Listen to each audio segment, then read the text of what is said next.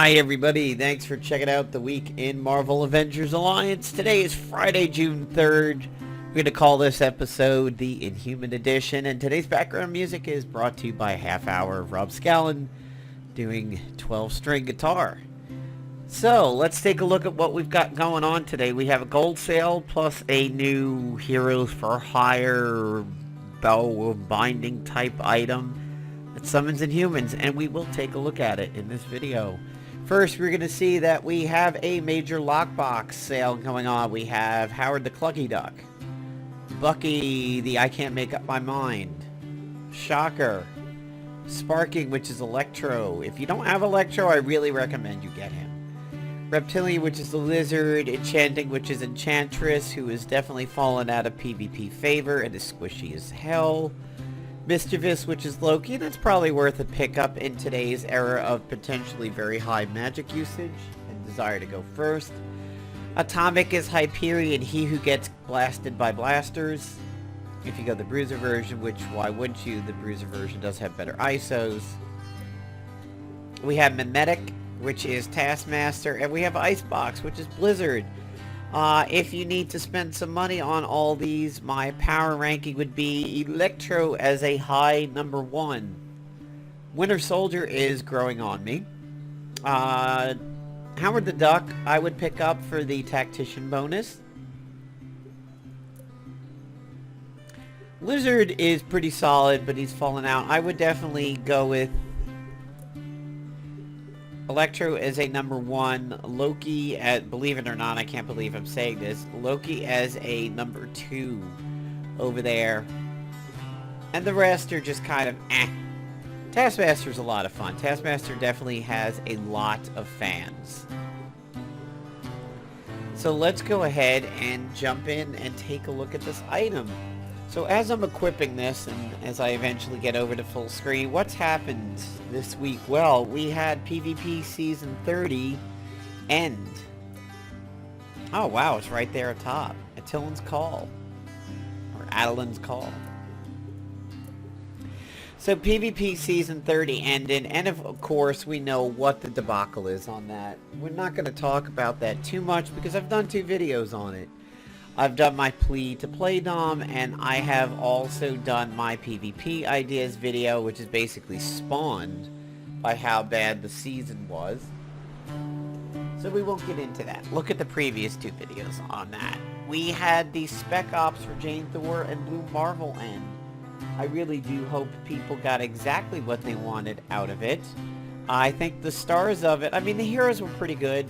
And the weapons were not that great, but the stars were, the ISOs, a little bit. This one was balanced. Some of the more recent ones, the stars were more the ISOs than the actual heroes, but this one's fairly well balanced. I've been hearing some people say that over in the game chat, the little thing you can turn on in Facebook, that people are kind of like roasting Jthor for being bad. Well, these idiots don't even have Jthor ISO'd and have them at too low a level. I think both heroes are really solid.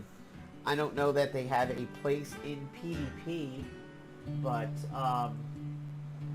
Blue Marvel I think could. He's got a very, very solid heal, and he can provide a decent amount of protection along the way. By the way, today here on Friday, if you are checking it out, there is currently soccer going on for the Americas.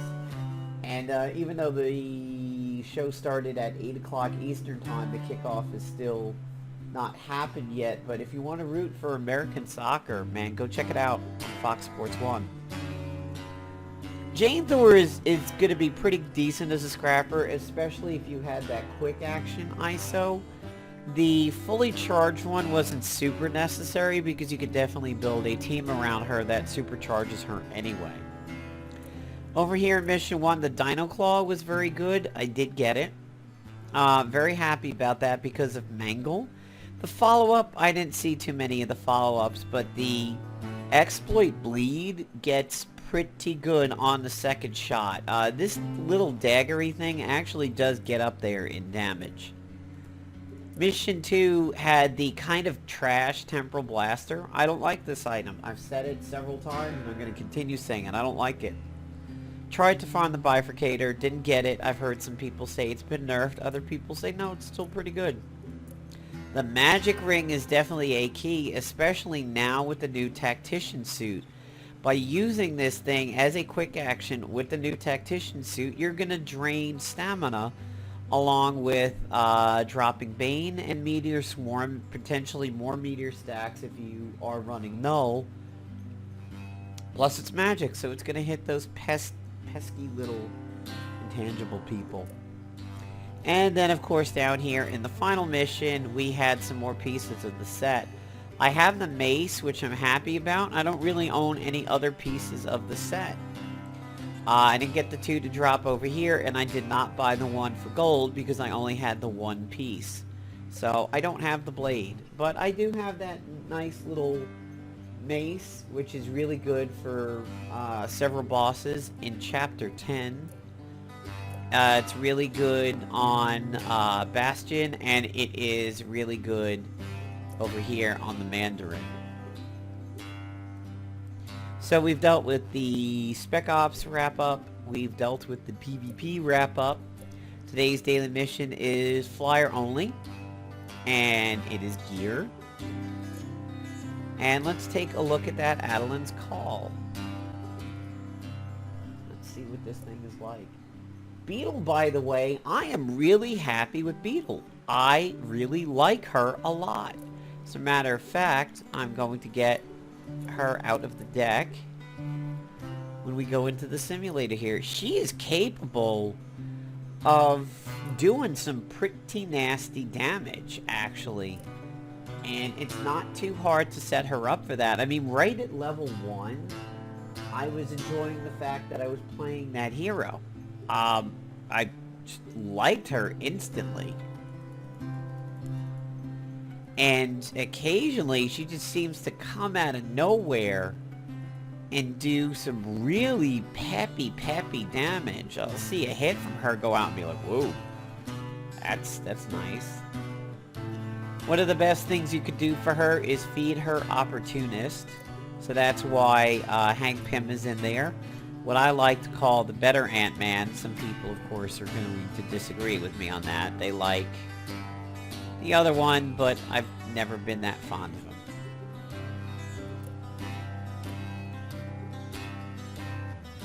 So I'm going to get me one of my 82-man Vitaras over here. That is pretty good for the setup. So for setting her up, I have the Scroll of Runamaroth and the Man Vitara, and we're also going to take a look at the Attilan's Call. So commercial is on right now for the Warcraft movie. God, I hope it's good. I hope I like it. I know the reviews are kind of all over it, but, you know. Alright, so we get to go early. We dump out a Scroll of Runamaroth. So now they have Opportunist. Aerokinesis, all allies get a 1-round buff of a shield. Applies Winded, that's pretty nice to protect your infiltrators. Lockjaw's Lockout, high chance all allies evade area attacks, including catastrophic. Rising up is a... Ooh, wow. Stress Point Perception, all enemies get weak point combo set up and wide open. These all have 1-round cooldowns, which means it's not spammable, but it is up the next round.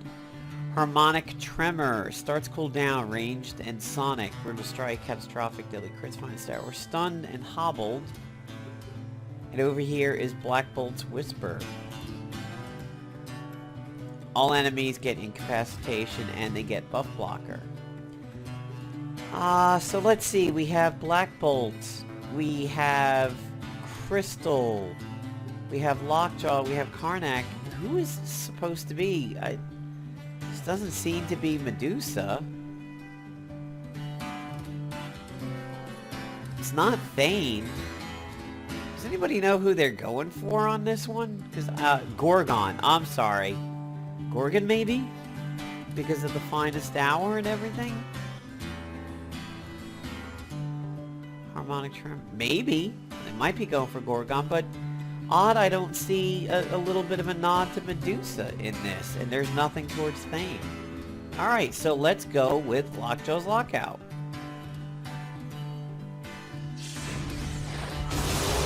There's Bark Bark. Okay, so the playbook says all allies get combat awareness, and part of the plan, next attack gains exploit opportunity. I'm not going to use that yet, due to the fact that I only have just staggered. Wow, what a absolutely shitty usage of the Scroll of Runemoral. So there's her follow-up attack, which is Careful Shot, but it is not her counter and it is not her flank.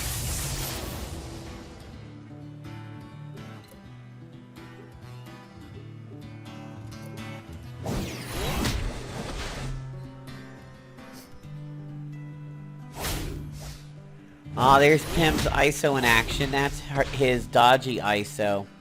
I really like it. It works really well with him.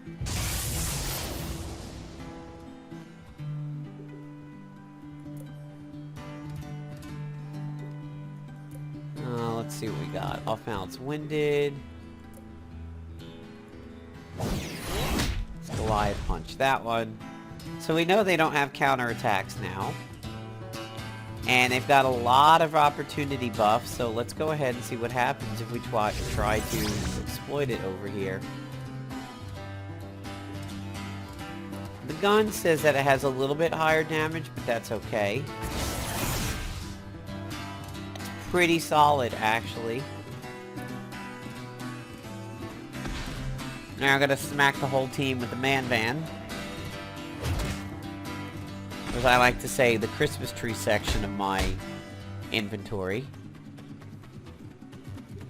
New round, so we could use a new item. Not available. As you can see, these are not free actions. They're quick actions. That was the nerf to these. I do appreciate the fact that they are doing that going forward. Because then that means that is now just their plan and we know it. It's not like they gave us those gold sale bonus items and then took back their power. It just seems to be that's what's happening now. They fully intend for these things to be quick action going forward. So that's just, at least we know that now. That's a good thing to know because we will never be surprised going forward. Now, why did they do this? I don't know. I don't really know why, because it sort of lessens the power of these items and you have to spend $50 to $100 to get them.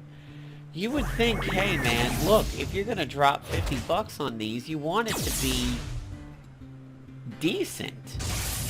And the fact that they're not free actions, you know, what do we feel about that? Is it knocking down the power so it's closer to the people, meaning those who don't spend a lot of money on it, and it doesn't give you a massive power spike just simply because you bought a gold bonus item? I don't know. Playdom needs to directly answer that. You know, somebody needs to question them and say, like an interview, basically like, hey, so I've noticed you've recently knocked all the summonables down to quick actions and not free actions. What was the design reason for that? And why did you do that? And I would like to hear their answer. I would like to hear an official answer as to why they did this. Something like, well, you know, we didn't want to create that big of a gap between those who can afford these items and those who can't, blah, blah, blah.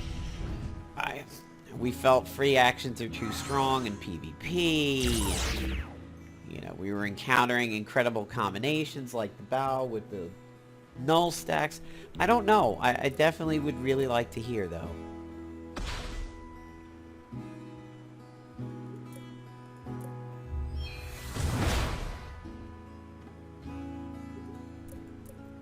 As you can see, there you go. There's some of that crazy beetle damage, and that wasn't even a crit. So the Attilan's call is pretty decent. Let's see if we can slow the fight down and see some of the other functions that we haven't seen yet. I have seen JW mention in line chat that the Whisper really didn't do a whole lot of damage, and wasn't too sure why it would have such a cooldown for it. So we'll just slow the battle down a bit here until they come available. Still guessing that harmonic tremor must be that has to be Gorgon.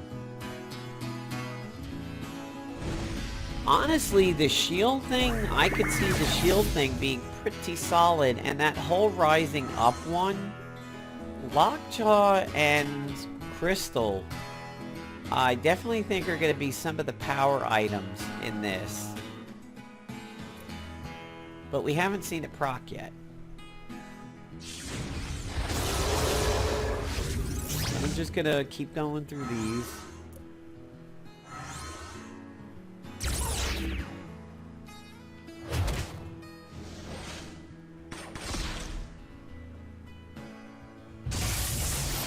So that was my Blade of the Guardian Protect. The shield went off, and he did get the Winded. So remember, Winded is an opportunistic debuff, so any of your opportunity lovers will like it. Okay, so here we go. We now have Harmonic Tremor available. Enemy's incapacitation buff blocker. Deals extra damage, so let's go ahead and do a Whisper for now. Yeah, that's really not much to write home about, but then again, that isn't Black Bolt's biggest item.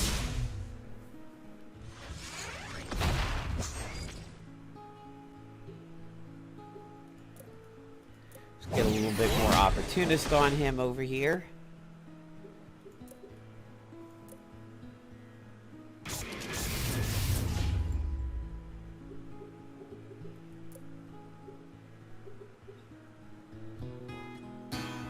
Is actually our... Oh, maybe this just a... Is it a one-time use? Maybe that's what the deal is there. Oh, it's Quake. Interesting. Kinda didn't expect that. Makes sense now. That is her move, but... a little surprised they went with Quake over some of the others. So there's her follow-up careful shot.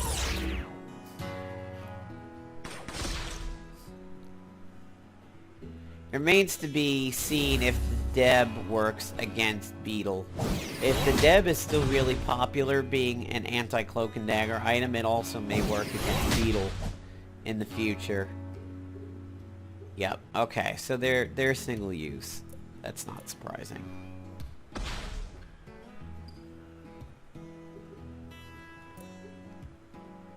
Yeah, so the gun is going to be listed as doing a little bit more damage. That's pretty solid for non-crits. I like Beetle. I really hope people who wanted her got her. I really do enjoy playing with her. So that pretty much wraps up the week in Marvel Avengers Alliance. We've taken a look at the gold sale item. We've talked about PvP and Spec Ops ending. So what do we have going forward? It certainly remains to be seen. Probably what will be next. My guess is that we are going to get the final chapter over here. Chapter 11. Well, maybe not the final, but we'll get Chapter 11, I guess, relatively soon. And then we will go ahead and get the next Spec Ops, probably with a group boss. And then after that, you know, we'll be dealing with PvPs and everything. And probably Season 3. In the world of Marvel Avengers Alliance 2, that PvP season wrapped up, and that was the Agent 13 season. I got my 4 PvP cells for it, but I really kind of missed my opportunity for a late push to possibly get the hero. But I really didn't think I was going to. I was just getting outclassed a lot in PvP for some particular reason. So guys, that is the week in Marvel Avengers Alliance. This is the Inhuman edition. Hope you guys enjoyed it, and see you soon.